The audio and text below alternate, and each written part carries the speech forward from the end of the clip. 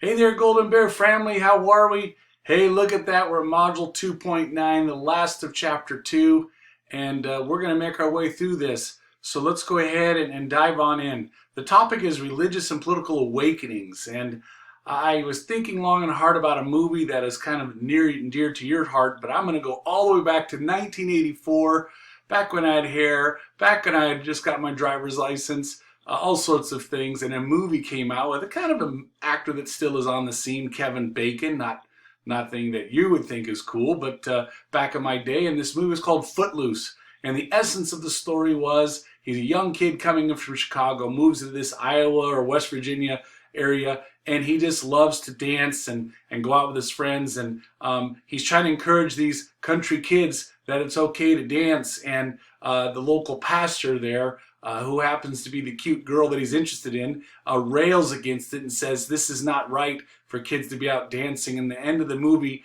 basically, I shouldn't give this away. I shouldn't give out a little spoiler alert here, but ultimately the pastor gives in and the kids get to dance and nothing comes bad of that type of thing. And what we're having is that this is the same kind of tension point that's going to take place in the colonies. There's tensions of old political guard, the people from England, these things we're going to think about as the old light, and they don't want change. And on the other side of things, we have the Enlightenment thinkers and the Great Awakening, religious fervor that's taking across the landscape that's kind of thrusting the change upon them. So it's just kind of an interesting space and time to kind of, as we begin kind of doing this stepping stone, if you will, getting closer and closer to the revolution in the next time period. Some targets that we need to look at is that the print culture is going to become important in this. There's two people, Franklin, hold on, I'm drawing a blank all of a sudden. Ben Franklin, thank you. Ben Franklin becomes a prolific writer and printer and uses his ability to write to capture the imagination of the people and kind of begin espousing Enlightenment thoughts. And then another person we're going to come across is Zenger, and I'll talk about him at the end of our lecture. We begin seeing the new development of Protestant evangelicalism, where basically they're using new techniques to go out and connect the message to resonate with the people from all the way from New York and New England colonies all the way down to the South. And this Great Awakening, plus tied into the Enlightenment, is going to create some religious and ideological diversity across the landscape of North America. And that's going to be important because the things they learn at this church, the things they learn in the Great Awakening, the thing they learn from the Enlightenment thinkers is maybe it's okay for us to speak up and speak out. And that's going to lead to the resistance things that are ushering us into the next time period. Pay attention in your reading, and maybe what I talk about is a sense of distinctness, how each region kind of develops differently, even though England is trying to usurp its way in and bring its way in. You have North Americans kind of having their own sense of how much they want to adopt of England, how much they want to push back on England, and that's kind of a unique thing for us to look at. And also, some are experiencing different unique forms of fragmentation. New York is about to explode again because of tensions on all sorts of factors, yet there in South Carolina, they want to keep the Anglican peace as much as possible. Why? Because they're making the serious money because of the indigo, because of the rice, because of the use of sugar coming in and out of Barbados, etc. So let us dive into the first point here and talking about the colonial family life and the limits of the patriarchal order. Remember, patriarchy just essentially is talking about how things are starting with the father and it goes to the oldest son. And that colonial family life, just like in New England, remains intact here as it's beginning to filter through the religious systems on down to even from the New York. It's starting to filter into that. It's definitely there in New England. It's going east out to Pennsylvania and influencing that, and definitely down into South Carolina, Chesapeake, and soon will be into Georgia, etc. So we begin seeing these typical things as we have heard of, where women have certain roles and men have certain roles. All of them all on the cusp of this idea of godliness and pursuing what God's best would be for their lives. I really like this public sphere for the men and this private sphere for the women and their roles therein. I'm going to unpack that for the Steegers select that we'll spend more time on this later on in our further discussions. The second thing that we begin to recognize is that this great awakening begins to take root. What is the awakening? Both of our mind and our heart.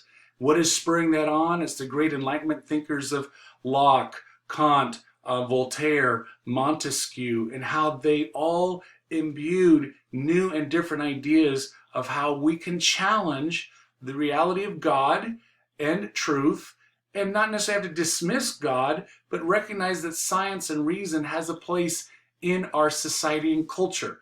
And really mostly in this idea of where people are capable of governing themselves and creating democratic principles. And so please keep your eye and thought onto how those Enlightenment thinkers begin to infuse the religious order of the day and how those ideas take place.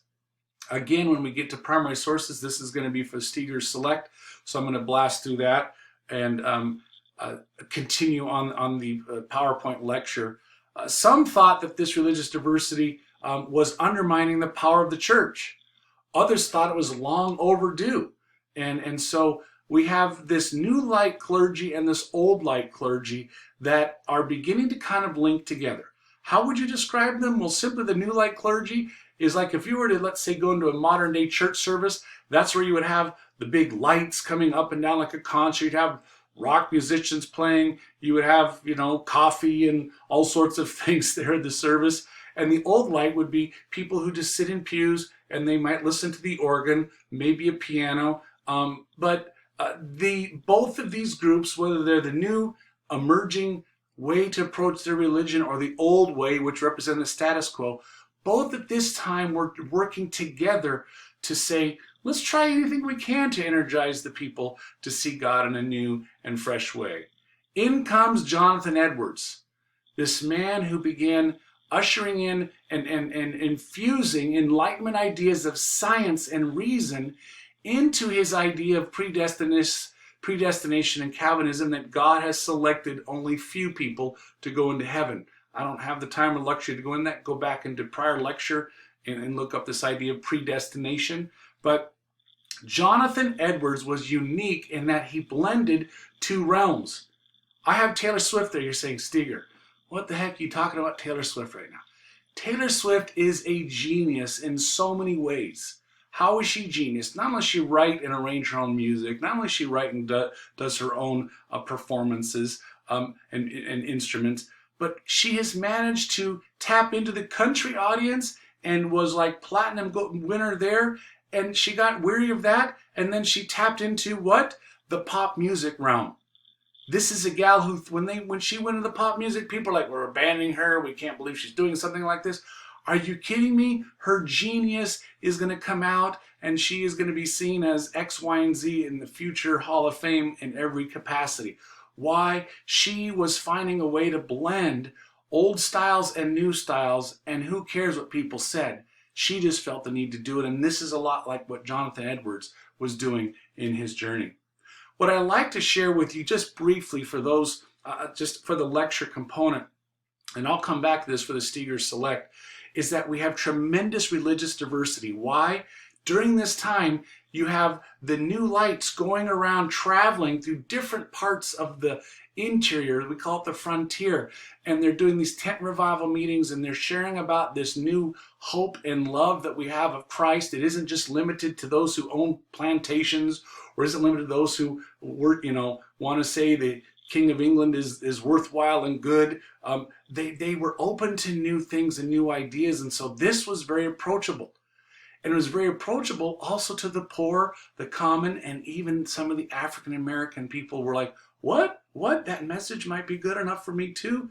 Well, we'll get to the Second Great Awakening, not for a few more years down the line, where they really champion the cause and God seeing African Americans in the image that they are designed to be, in God's image. But for right now, they're still on the periphery. But look at all those check marks on the screen. We have the Baptists emerging, we have the Congregationalists, we have the Presbyterian, we have the Lutheran, we have the Quakers, and we even have Jewish synagogues now sprinkling across all parts of landscape of the northern colonies. Take a look down at the lower colonies, however. Remember, these are the colonies that were started by the royal king himself and funded by the royal king himself, and therefore they're going to remain Anglican and part of the Church of England, and therefore it wasn't too much receptivity going on there. Why? It's their boats that are going back and forth, and they want to kind of make sure those boats keep moving and get filled with cash on that double end of things. Well, there was dissent during this time, and there was resistance during this time. And some of it even started within the church. Although thousands upon thousands supported this great awakening and a return to God, but also return to Enlightenment thought, and saying that reason can be used to make decisions, not just faith, blind faith that is.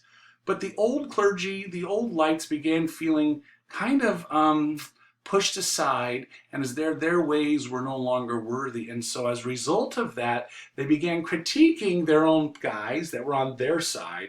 And this is kind of where we begin seeing this dissent emerging even within the religious circles there. And why were they really bringing about this dissent? Is because they felt that the lower class whites or the free blacks or the women and the enslaved people would have a reason to begin critiquing those in power.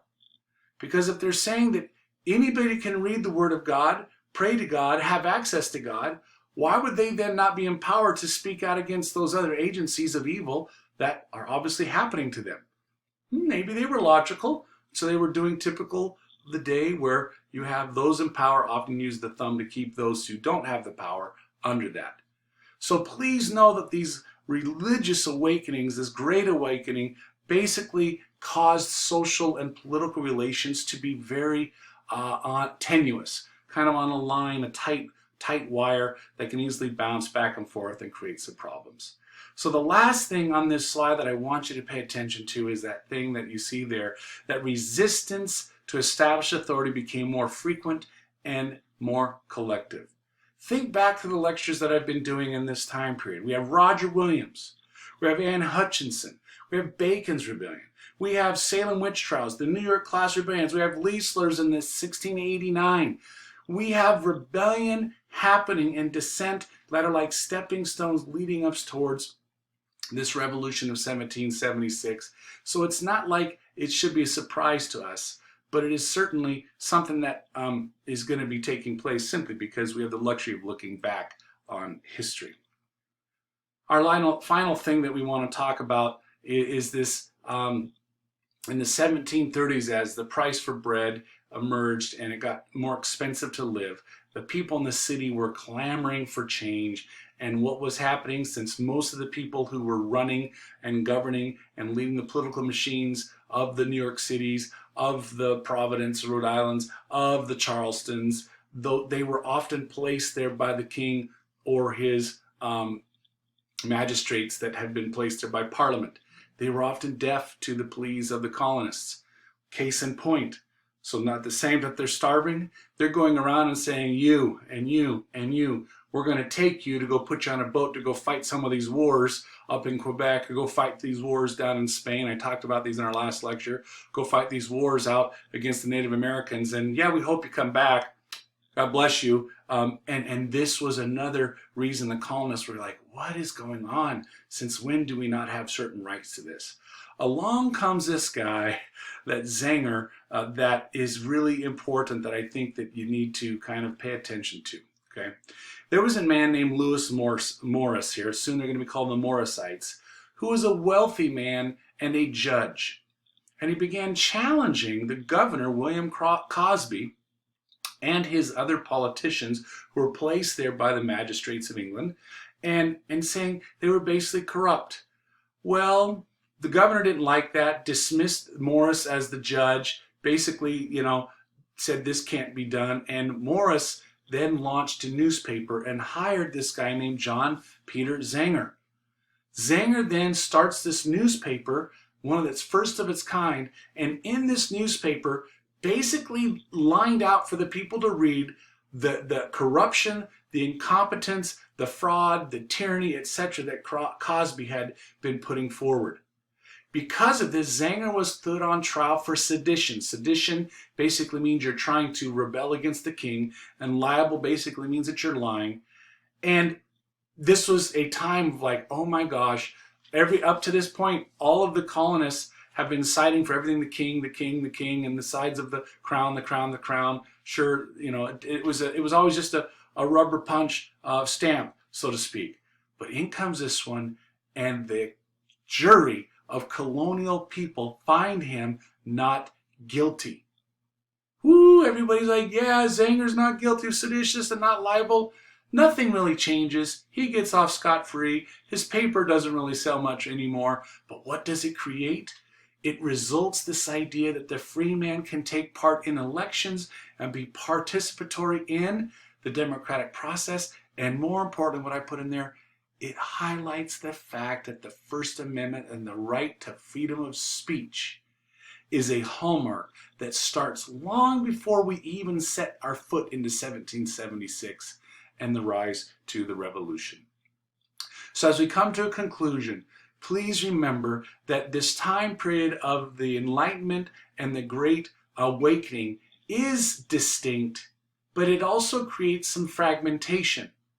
And that both of this time period and both of these ideas of enlightenment and the Great Awakening essentially create seeds of rebellion that we'll begin tracing as we unfurl and continue on. Have a good day and keep it classy, Golden Bears.